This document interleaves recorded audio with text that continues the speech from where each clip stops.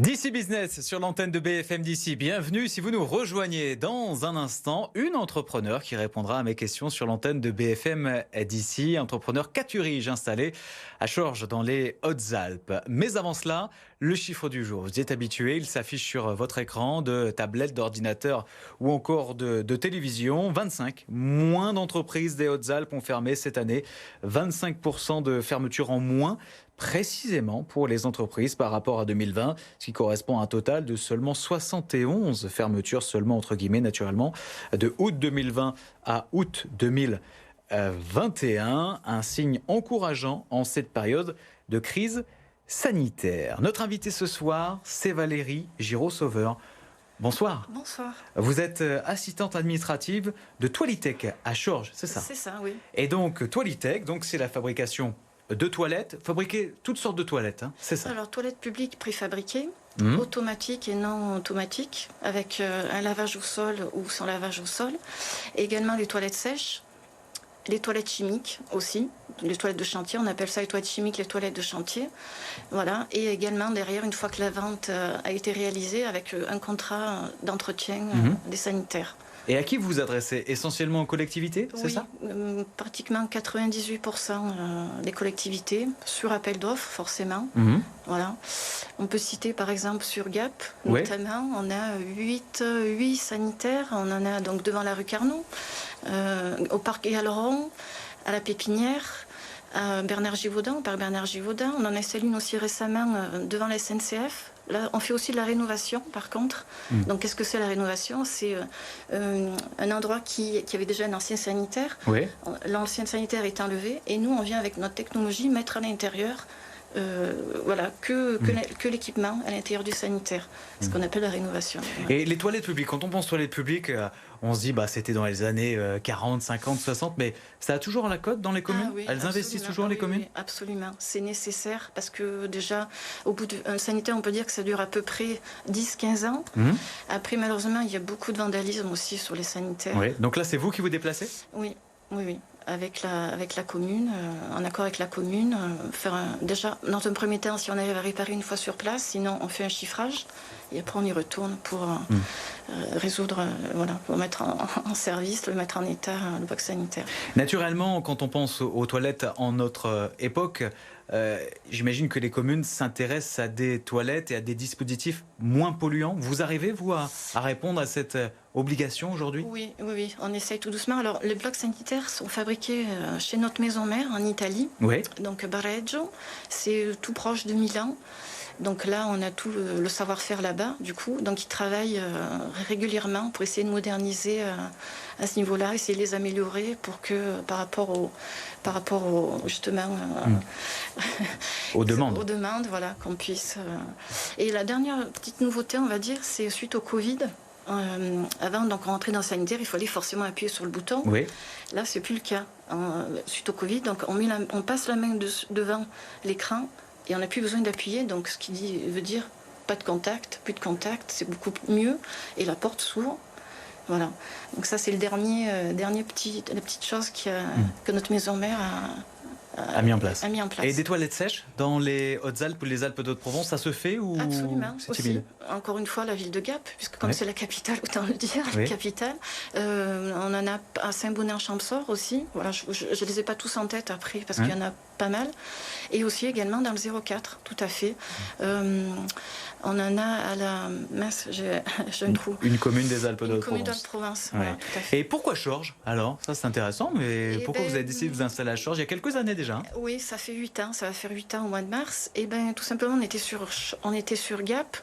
Et pour essayer de se rapprocher, on va dire, de notre maison mère italienne, notre gérant a souhaité qu'on se rapproche un petit peu plus. Donc, du coup, Gap Chorges, c'est pas très loin non plus. Et du coup, on y est très bien. Combien de salariés? On est 5 salariés. Donc, nous sommes 3 personnes dans le bureau, on va dire, et 2 techniciens qui sont en déplacement chaque semaine pour réparer et installer des nouvelles toilettes selon la demande. Alors, vous êtes basé à Chorges, mais vous n'avez pas que des clients dans les 2 départements. Comment se passe une semaine type, par exemple? Alors, on vend et on installe partout en France. Voilà. Alors, par contre, la partie Bretagne, Paris, Auvergne, nous avons des partenaires qui connaissent très bien comment le fonctionnement de nos sanitaires et de ce fait, qui sont capables d'installer, etc. Mais sinon, oui, partout en France. On en a à Arras, par exemple, aux Invalides. Voilà. Récemment, on a gagné un marché d'autoroute aussi APRR, le réseau d'autoroute APRR. 37 édicules entre Paris et Lyon sur cette portion-là. Voilà. On en est fiers. Voilà. Ouais, parce que ça en fait beaucoup. Hein. Ça fait beaucoup. Combien de toilettes par an vous sortez ? À peu près, que les toilettes publiques, ça fait une trentaine de toilettes publiques et toilettes sèches entre 10 et 20, ça dépend. Alors les toilettes sèches, forcément, on ne va pas en poser à chaque mois. L'hiver, un peu moins. Mais par contre, beaucoup plus avant la belle saison, entre le printemps et l'été. Alors, dans certaines communes, les toilettes publiques sont gratuites. Dans d'autres, elles sont payantes. C'est vous qui décidez ? Non, j'imagine que ce sont les villes. Non, c'est les villes qui nous demandent. Et c'est quoi la différence, hormis qu'on paye ? Est-ce que vous voyez qu'il y a moins de dégradation quand c'est gratuit ou l'inverse ? Malheureusement, à ce niveau-là, et je crois que c'est pas prêt d'évoluer, il y aura toujours de la dégradation sur les sanitaires, du vandalisme. Les gens, malheureusement, sont pas toujours respectueux du matériel mis en place. Et qui a coûté quand même de l'argent à la commune. Et ça coûte combien, une toilette, par exemple, qu'on souhaite installer dans une ville ? À peu près, je vous parle à peu près, ça fait entre 25 et 30 000 euros hors taxe. Ah oui, voilà. Donc c'est un bel investissement. C'est un bel investissement, et la commune investit pour le bien-être des citoyens, mais bon... voilà, nous on est là pour réparer et remettre en état... Il y a eu des périodes de confinement, bien sûr, beaucoup moins de personnes dehors. Vous l'avez ressenti ? Oui, un petit peu, mais bon, on est une petite équipe, on est 5 salariés, donc comme je vous disais, on est tous solidaires les uns des autres, plus notre maison mère en Italie qui est là pour nous donner un coup de main si jamais on a des difficultés, etc. Donc, durant ces moments-là assez difficiles, on s'est serré les coudes tous et on s'en est sortis. Voilà. J'avais 2 questions à vous poser pour terminer cette interview. Tout d'abord, comment vous expliquez, quand on discute avec des étrangers, ils nous disent que les Français parfois sont sales, plus sales qu'ailleurs. Est-ce que vous le constatez ? Est-ce que nos toilettes publiques sont plus sales qu'ailleurs ? Oui. De temps en temps, ça arrive quand notre technicien intervient sur une toilette, on est obligé de lui dire non. Laisse tomber, tu n'interviens pas, c'est pas notre charge, c'est la commune qui doit tenir le propre, le sanitaire quand on arrive. Et après, notre technicien intervient. Il n'a pas à subir ça. Des fois, c'est compliqué. Mais je vous confirme, oui, malheureusement. Après, je ne sais pas dans les autres pays. Dans les autres pays, vous ne savez pas. En Italie, par exemple ? En Italie, on dit en général que les Italiens sont... c'est pas très... pas mieux que les Français. C'est pas mieux que les Français, donc bon. Et il existe des systèmes aujourd'hui où les toilettes se nettoient automatiquement, le sol aussi. Voilà, ça existe, ça ? Il y a Alors, on a 3 modèles. Donc, vous avez... il y a des bus de lavage au sol. Alors, techniquement, ça, après, je ne pourrais pas non plus faire des bus de lavage qui envoient de l'eau. Voilà.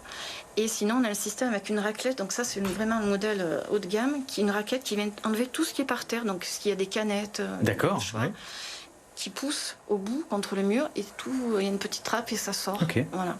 Lavage de la cuvette. Donc, on a un bras de lavage qui sort et qui vient nettoyer le bord de la cuvette. Voilà, refermé. Et après, le temps de la désinfection, etc. Voilà.